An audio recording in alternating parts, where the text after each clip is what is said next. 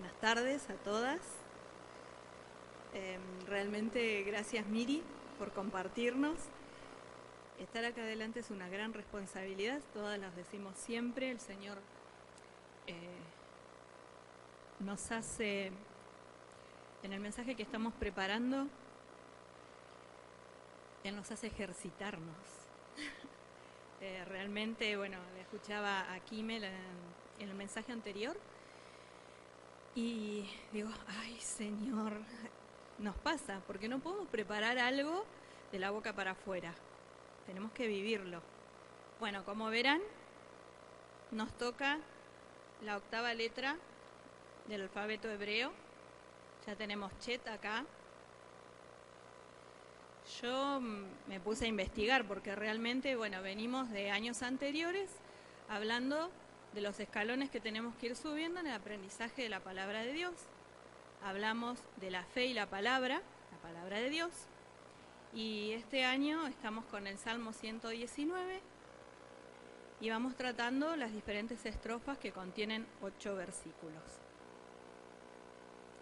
Ese es el símbolo que aparece en esta... No veo muy bien sin lentes. Bien. Yo busqué, en realidad estaba escrito de 3 maneras. Puse 2. Una es Chet o Het, y entonces puse su significado. Busqué el significado y, como les decía, encontré varios. Encontré 3, pero puse 3 significados, pero de 2 maneras de pronunciarlo. La primera, que como pueden ver ahí, dice representa la idea de vida o cercanía a Dios, porque la palabra Chai, que yo la escribí así, pero en realidad no se escribe así.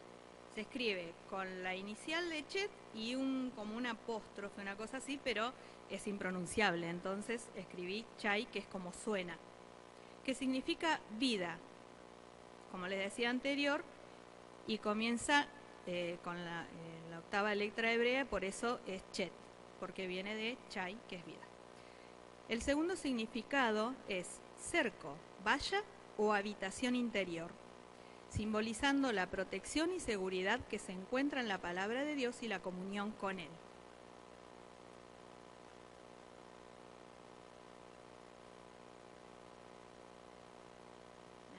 Acá no me aparece igual. Bueno, de todas maneras no hay problema.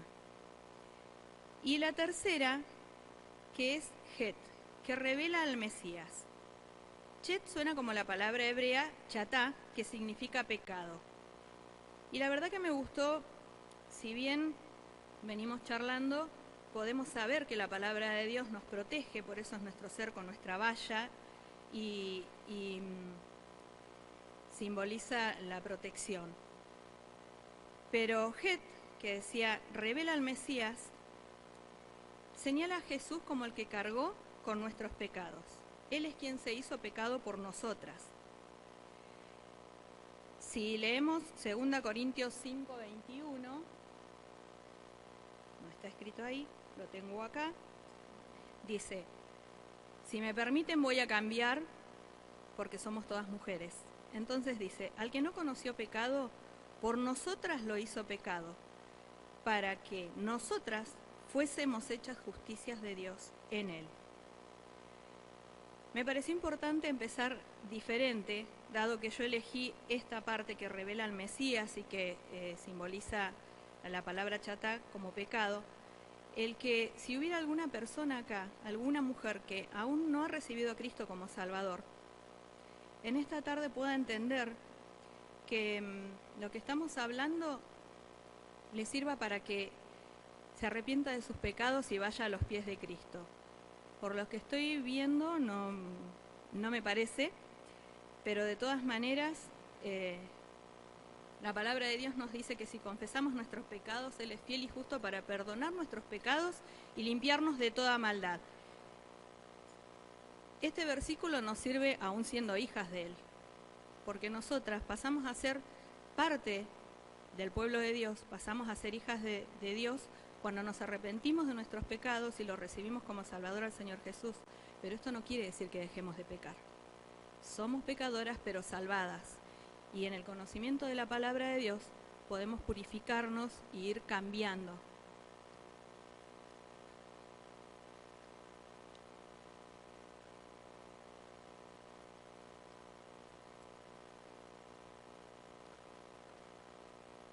Ahora sí, vamos a leer, las invito a buscar el Salmo 119, 57 al 64.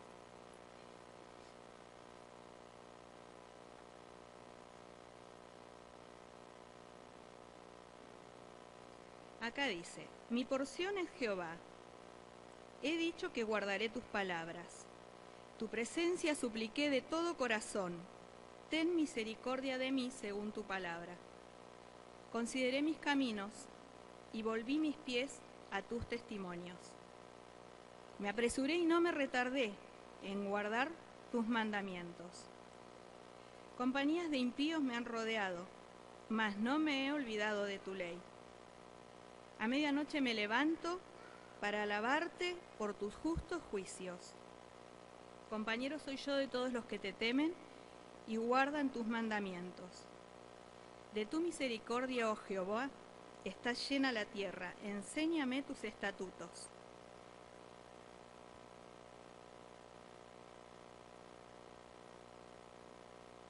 Bueno, ahí me adelanté igual. Solo si somos hijas de Dios, por eso me pareció importante hacer el llamado al principio, que supieras que si te arrepentís de tus pecados, Dios es fiel y justo para perdonar nuestros pecados y limpiarnos de toda maldad. Y lo único que nosotros tenemos que hacer es entender, arrepentirnos de nuestros pecados y recibirlo como Salvador. Desde ese momento nosotras pasamos a ser sus hijas y su palabra va a tener realmente sentido para nosotras.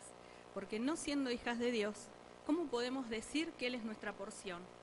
Si pueden leer ahí, dice que equivale a decir que es mi herencia. Jehová mismo es mi herencia. Lo puedo decir solo si soy hija de Él.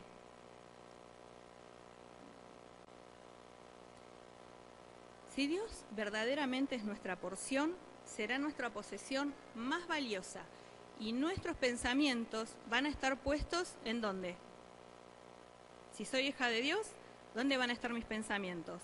En las cosas celestiales, no en las terrenales. Nos gustan algunas cosas terrenales, pero nosotros ¿qué vamos a buscar? Nuestra porción, que es Jehová, es Dios mismo. Colosenses 3:2 dice: poned la mira en las cosas de arriba, no en las de la tierra. Y por esta misma razón el salmista asume el compromiso de obedecer los mandamientos de Dios. Acabábamos de leer que he dicho que guardaré tus palabras. Esto habla de la relación que los creyentes tenemos que tener con nuestro Señor.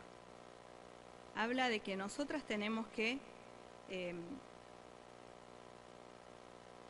deberíamos tener una relación que esté basada en la confianza. Y la única manera de tener confianza en Dios es tener fe en Dios y leer su palabra.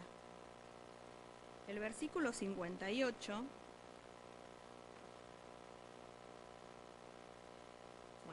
Yo acá lo anoté, lo leí recién en Reina Valera, pero lo anoté en la NTV. Y dice: deseo tus bendiciones con todo el corazón. Ten misericordia como lo prometiste. Consideré el rumbo de mi vida y decidí volver a tus leyes. El 60 dice: me apresuré sin demora a obedecer tus mandatos. A través de estos 3 versículos, el salmista busca la presencia de Dios, pide misericordia y reconoce la importancia de la palabra de Dios. Se compromete a obedecerla. Él está reconociendo su necesidad de la gracia y de la misericordia de Dios y muestra el deseo de vivir conforme a sus mandamientos.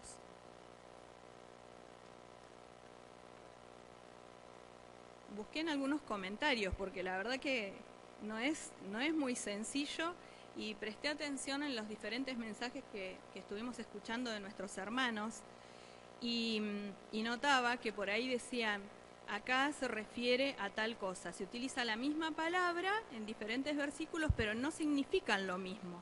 Y si ustedes notaron, leímos acá que al principio, como leí recién, pide, ten misericordia de mí conforme a qué cosa, conforme a su palabra, conforme a sus mandamientos.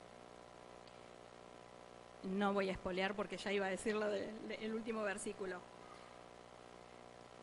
Pero Blaise Pascal, que era un filósofo francés, y en su comentario dice que el comentario en realidad es de Spurgeon, y dice que él era un cristiano devoto y amaba el Salmo 119. Era uno de los hombres que se aprendió el Salmo 119 de memoria.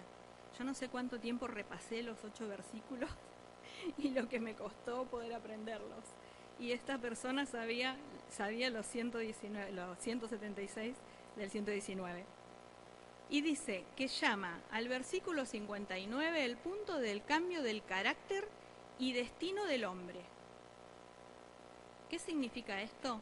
Que es vital para toda persona que se detenga a pensar en el camino que está siguiendo, que pueda entender que lo lleva a una destrucción inminente, o al no conocer a Cristo, ¿a dónde nos llevan los caminos que seguimos?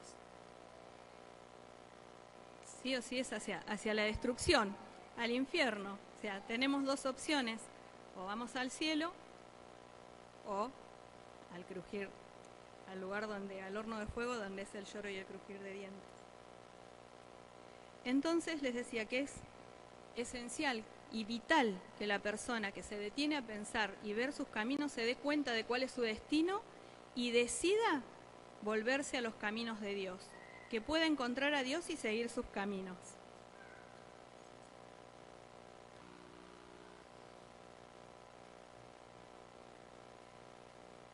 Estos versículos hablan esencialmente de la relación que tenemos que tener los creyentes con Dios, basados en la confianza, en la obediencia y en la búsqueda de su voluntad. Este sería el ideal para los que somos sus hijos. ¿Es tarea fácil? No es nada fácil. Imagínense que cuando yo empezaba les decía, cuando preparamos un mensaje, nos cabe la responsabilidad de vivir lo que estamos preparando. Y les puedo asegurar que pasamos situaciones muy difíciles. Yo pensaba sobre todo en la misericordia que Dios nos ofrece, en la misericordia que Dios nos muestra permanentemente, y realmente no se imaginan lo que me costó ser misericordiosa. Porque ¿qué quiere decir misericordia?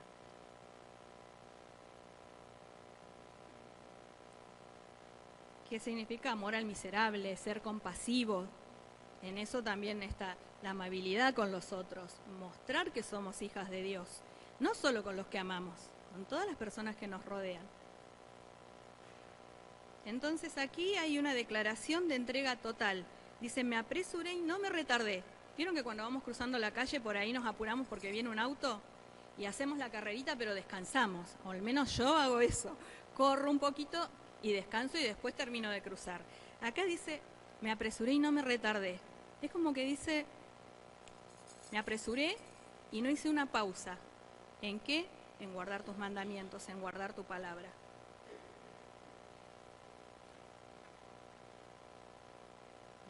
Uy. Bueno, perdón, me pasé. El versículo 58 a mí me daba vueltas en la cabeza esto de que les decía que la misericordia de la que habla al principio no es la misma de la que habla al final. Entonces me venía a la mente el Salmo 23, que yo creo que la mayoría es uno de los salmos que lo hemos aprendido completo desde cuando recién empezamos a transitar los caminos del Señor.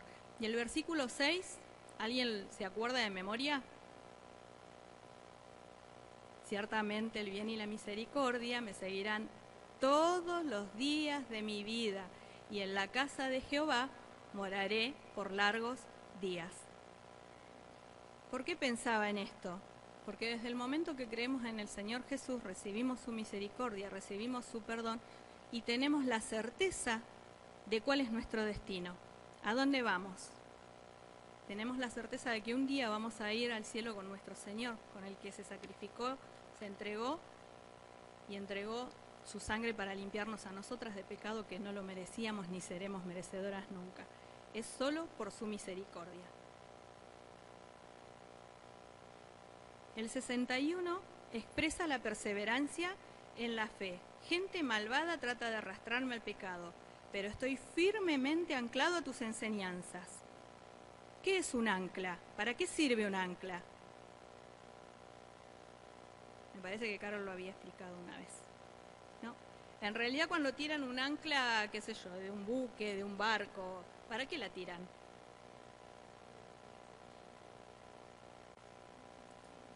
Para que no se vaya, para que se quede ahí, donde ellos quieren que se quede. Entonces, estoy firmemente anclado ¿a qué? A tus enseñanzas. Si nosotras soltamos nuestra ancla a las enseñanzas de Dios, a su palabra, ¿qué va a pasar con nosotras? Vamos a estar ancladas en la fe, en Dios. Entonces va a ser difícil que nos puedan mover del conocimiento que tenemos de su palabra. Aún a pesar de la oposición, aún a pesar de que pueda haber gente malvada alrededor nuestro, que a veces no nos damos cuenta, a veces sí. Conozco casos de hermanas que les toca sufrir que por el hecho de ser cristianas las persigan y las molesten y estén permanentemente detrás de ellas. Aún a pesar de estas situaciones, aún a pesar de las situaciones difíciles que nos toque atravesar en la vida, aún a pesar de eso nosotros tenemos que confiar en Dios.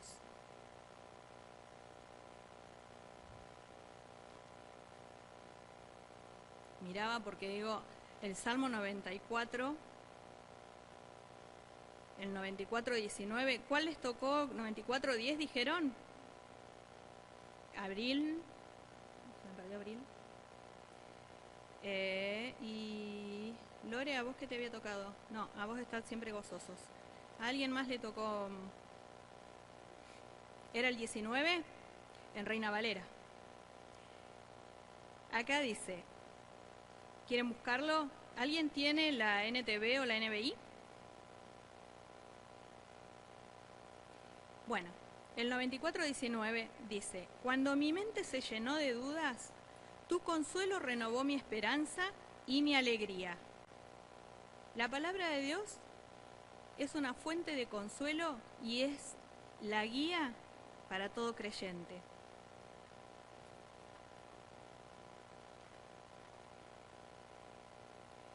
El 62 habla de la perseverancia en buscar y adorar a Dios. Dice, me levanto a medianoche para agradecerte por tus justas ordenanzas. A medianoche me levanto para darte gracias. Y dice, a medianoche me levanto para alabarte. Yo busqué 4 versiones. Les comentaba a las chicas en el grupo que me llamó la atención. ¿Por qué busqué en 4 versiones? Y en todas dice, me levanto. No importa si se levanta a la medianoche, si se levanta a la madrugada, si se levanta. ¿Se levanta para qué? Para alabar a Dios, para adorar a Dios. Y en la mayoría de los mensajes escuchaba, parece que muchas nos despertamos de noche. A mí me habían dicho que con la edad me iba a pasar, la verdad que me está pasando seguido, que me despierto de noche y me cuesta conciliar el sueño enseguida. Entonces pensaba, ¿por qué busqué diferentes versiones? Y que gracias a Dios que tenemos tantas herramientas, que podemos ir a internet y poder buscar comentarios, poder buscar en diferentes versiones de la Biblia y poder compararlas y ver cuál se acerca y se asemeja más a lo que es el hebreo en realidad, ¿no? ¿Cuál es más fidedigna con las primeras escrituras? Entonces pensaba, me levanto para alabarte. Y empecé a hacerme esta pregunta, Señor, ¿cuántas veces de las noches que yo me despierto me levanto solo para darte gracias? Solo para alabar tu nombre, solo para honrarte y ser agradecida por la salvación que me diste, por lo mucho que me das, porque sé que no lo merezco. ¿Saben? Más de una vez me desperté en la noche, me arrodillé al costado de mi cama a orar, pero a hacer peticiones. Y sí, daba gracias al Señor porque se iba a cumplir su voluntad en cada una de las situaciones. Y a veces no entendemos lo que nos toca vivir, pero Él cumple su voluntad para bien nuestro. Pensaba esto porque digo, no tengo en mi mente haberme levantado solo para alabarte en los años que tengo de ser tu hija. Perdón, es difícil no emocionarse porque no sé si me emociono porque realmente es maravilloso el Dios en el que nosotras creemos y confiamos. O si me dan ganas de llorar porque me doy cuenta a la luz de su palabra, porque yo hace muchos años que soy hija de Dios, desde la adolescencia. Nunca me había detenido a pensar en este fragmento, que me levanto solo para darte gracias y alabarte.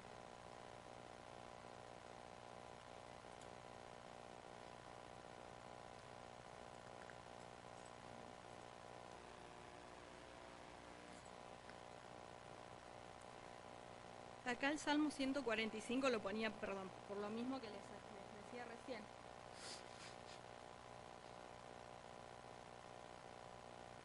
Cada día te bendeciré y alabaré tu nombre, eternamente y para siempre. Y el día tiene 24 horas, si lo pensamos. No es solo durante el día te alabaré.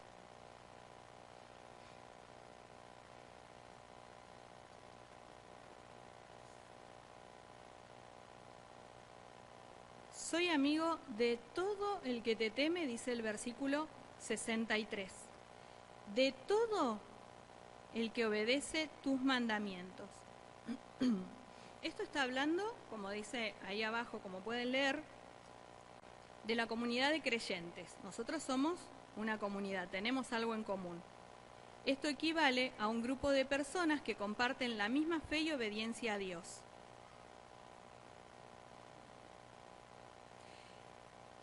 A ver si lo puse, no. El teólogo, también lo saqué de otro comentario porque la verdad que no los conocía, pero me gustó mucho la frase de uno de sus libros y se llama Charles Bridges. No sé si alguien lo había escuchado antes, pero él dice en uno de sus libros: si entonces no nos avergonzamos de profesar el ser cristianos, no disminuyamos nuestro andar en el compañerismo con cristianos. Entonces, comunidad de creyentes igual a personas que comparten, ¿qué cosa? La misma fe y obediencia a Dios. Habla de unión y habla de compañerismo entre quienes tenemos un mismo temor reverente a Dios, a quienes seguimos sus enseñanzas. Nosotros tenemos que esforzarnos porque estamos en un cuerpo de pecado. Nos tenemos que esforzar día a día para poder cumplir las enseñanzas de Dios. Podemos tener el conocimiento porque leemos y memorizamos, pero a la hora de practicarlo tenemos que hacer un esfuerzo. Y acá nos habla del compañerismo de unas con otras. ¿Notaron cuánto nos edificamos cuando nos juntamos y charlamos y podemos hablar las unas con las otras? ¿Cuánto tiempo pasamos en el compañerismo con nuestros hermanos en la fe? ¿Y cuánto tiempo pasamos con la gente de afuera que no conoce a Cristo? Ellos tienen que ver en nosotras el cambio para poder pasar a ser parte de su familia, pero nosotras tenemos que tener compañerismo y tenemos que tener unidad entre nosotras. A veces, yo siempre me acuerdo de algo que dice uno de los hermanos, un esposo de alguien que no voy a mirar, y dice: Señor, llévatelo, te lo mando. Bueno, no tiene que ser el caso nuestro. Nosotros nos tenemos que amar las unas a las otras, porque es un mandato divino. No nos dice: ama a tu hermana si te llevas bien, ama a tu hermana si te dice cosas lindas. No, nos tenemos que amar los unos a los otros. Son nuestro prójimo y son nuestros hermanos en la fe. Entonces, como dice el pasaje, soy amigo de todo el que te teme, de todo el que obedece tus mandamientos. Entonces tenemos que hacer ¿qué? Amarnos las unas a las otras y lograr tener esta amistad las unas con las otras. Quizás no va a ser una amistad, no sé, de confidencia, no sé, pero la amistad no pasa solo por ahí.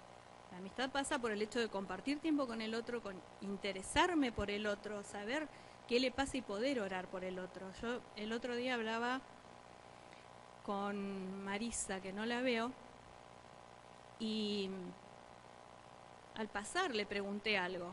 Recién ahí supe que ella está buscando trabajo. Si yo no me hubiera acercado a hablar con ella y hubiéramos compartido algo, no lo hubiera sabido y no hubiera podido ayudarla también en oración. Entonces es importante que nosotras tengamos compañía de nuestros hermanos, que compartimos la misma fe y poder orar los unos por los otros también.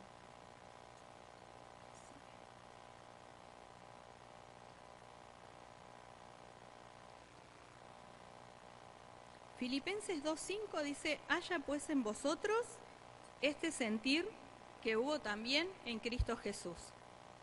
Yo, la verdad que daría para leerlo completo, Filipenses 2, pero las invito a que lo podamos hacer cada una en su casa y leer el capítulo completo de Filipenses. Acá está hablando del sentir que también hubo en Cristo Jesús. Entonces, este sentir, ¿cuál tiene que ser? El de amarnos los unos a los otros y poder tener una comunión sincera las unas con las otras. Gálatas 6:10 dice, así que según tengamos oportunidad, hagamos bien a todos, y mayormente a los de la familia de la fe. Y seguimos hablando de la familia de la fe. Cuando hay alguna necesidad, todos nos juntamos para poder dar ayuda a nuestra comunidad, a quienes nos rodean, en Santa Elena, en Villa Pegüeña, aquí alrededor. Llámese talleres, llámese ayuda en lo mínimo, en lo que podamos, tratamos de ayudar. Pero vean lo que dice acá, mayormente a los de la familia de la fe. Y aunque iba mirando, a ver, si alguna encontró alguna vez que nos ayudemos, o mayormente a los de la familia de la fe, y esperemos que nos den las gracias, o que nos digan gracias. Yo no lo pude encontrar. Nosotros no tenemos que hacer algo para recibir otra cosa, para recibir algo a cambio. Muchas veces podemos llegar a sentir que, mirá, doy mi tiempo. Para mí realmente, más allá de lo que sea material, un regalo material, para mí tiene mucho más valor el tiempo, porque sacamos un poco de nuestro tiempo, separamos algunas actividades que tenemos, algunas responsabilidades que tenemos, y dedicamos tiempo a estar con una hermana, dedicamos tiempo a estar con una familia en la fe que lo necesita.